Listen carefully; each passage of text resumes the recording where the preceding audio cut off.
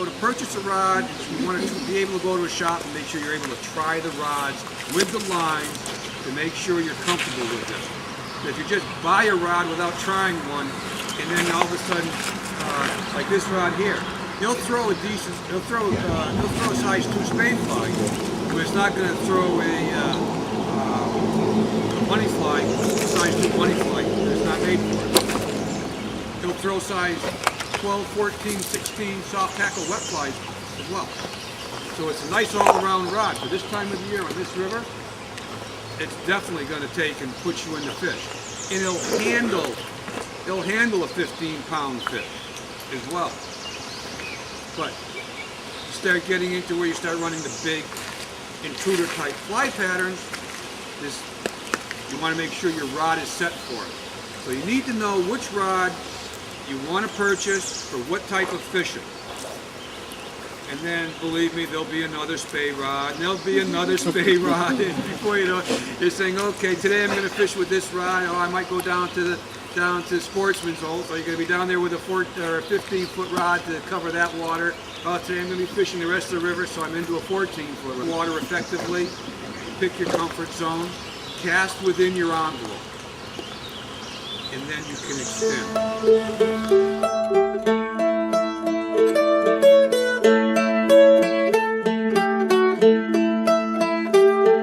Looking as if I'm fishing from the other side of the river. Okay. Okay? Just so you can see. So it'd be like I'm on river left, fishing from river left. Okay? But you can pick up a sink tip with that little motion you're just going through? Okay. If you can't, you don't change this motion, a little bit more hip.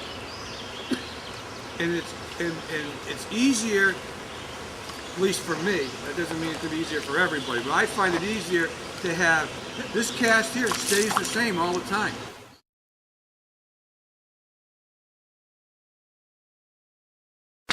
If I've got a heavier or longer sink tip, more line out, sometimes, oh, that didn't go, so next time I just a little bit more hip, just a little bit more hip. It's, in that way there, it's one less thing you have to worry about. If you start changing your hands, that means every time you change a sink, your lines, you change your rod, you change flies, muscle memory. It's like any other sport. You're not squeezing the death out of these rods. You're just kind of holding them, and the power is generated from the bottom. It's just a nice smooth pull. But if you're trying to promote muscle memory, if you use the snap tee for your floating lines, that's great, because that's really an easy cast, a snap tee. But with this one here, this is always going to be the same. It's always going to be the same, and oh, it's not going up, so I just need to get a little bit more hip into it. So you don't have to worry about changing any mechanics out in front of you. And it helps in all your other types of two-handed casting, because you don't want to be moving this, changing, and all the same with your the rest of your two-hand casting. Everything is done in tight. You know, when you start coming out, you can see the change of the rod angle. And now you're out here, and you're up here, and before you know it, you're out here, and you've got nothing, and everything, and the line's dropping, you're getting tailing loops, you know, you're wrapping around your head, and believe me, everybody's done it when they get started. The anchor point, you're going to hear this a number of times from everybody else too, the anchor point is critical to health perseverance, I could call it. Cast over that anchor point. If you take that anchor point and it drops right there, see my body's turning, and I'll see where I'm casting, over the anchor point. If I make a real bad one, I'm just going to shoot the line upstream. If my anchor point's up there, I'm coming back here, and I've got to cast it upstream. Because if you take and you put that line up there, your anchor point, you come back here to cast, you see where that line's going? You put a fly on there, it's going to find you. It is going to find you, and if it's not pinched, it's the worst type of embarrassment to have. Or a smack on the back of the head. Having all kinds of people standing around and bury that fly into you, but we've all get stuck with a fly once in a while.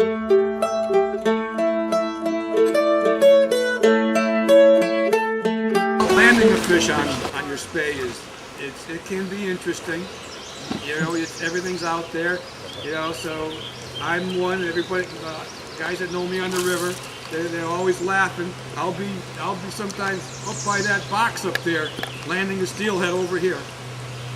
But it's getting the angle on the fish and worrying about not breaking the rod by having the fish. Because you don't want to have your rod here trying to land a steelhead. But again, it's really the thing.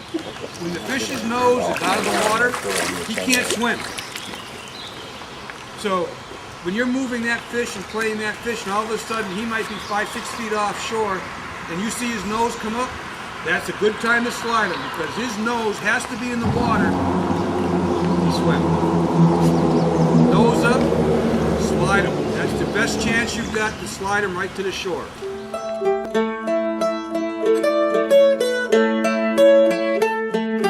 Keep going, keep going. Okay, question. How long is that rod you got? This rod's 13 feet.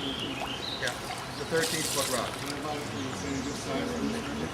This would be a good all-around size. I'd probably think you start wanting to look at the salmon steelhead. You really want to look at maybe, I'd say the 8-9. All the rods that you're seeing here today, they're all great rods. It's which rod you pick up, try them, which one you like the best.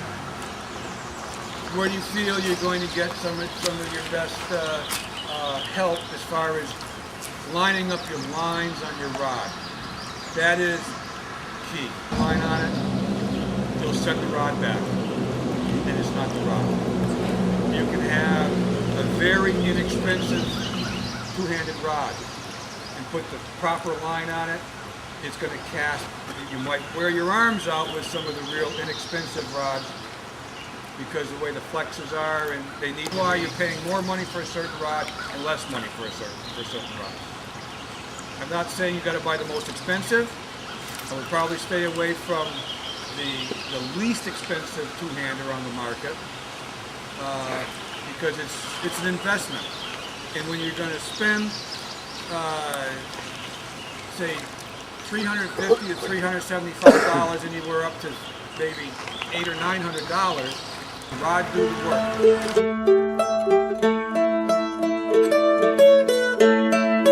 don't need a lot of arm muscle. You'll see all the other presenters here. That's when they're casting. You're going to see, wow, everybody, you're going to say, wow, everything. It's because everybody stays compact right here. Use the body. I mean, very little. Just use the body. Just a little bit of motion. Another good thing to remember too is try to imagine that someone took a board, taped it to your butt, to the backs of your knees, to your back of your neck, to your head. So now you can't move, you're straight. You stay straight, the hips are turning. I mean, it's going to be, I'm downstream, I'm just going to turn my hips and the line's going to jump. The more bending you do, once you start your rod movement, the more bending you do. I'm going to come up, say I'm going to start to do, say, a double spey. I'm going to start right here. Now I'm going to come across. Now watch what happens to that rod tip when I bend. It comes down. That breaks down, that takes all the power out of your rod. If you have to lean forward as you're getting ready to make your cast. So if you can concentrate on staying straight, like your back, you're boarded right to your head, that rod's going to stay on plane, and it's just going to fly. The line's just going to fly for you.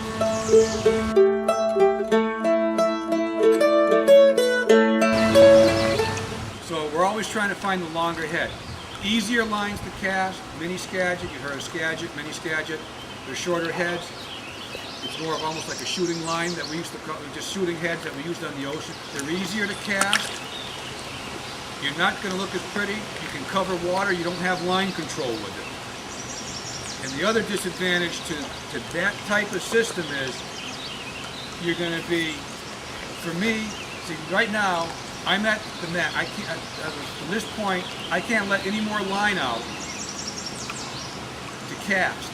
I have to shoot line because see the line color changing. You need to have line mass into the rod. You can't have the running line outside of it. So with this being a 54, this is a 54-foot head. You put on a 9-foot leader. So I'm running almost 65 feet of line every cast without stripping in any line. You run a Skagit style line, which is, even though it is easy to cast, you're going to be throwing out 50 feet of line. You're going to have to strip in 25 feet before you can cast again.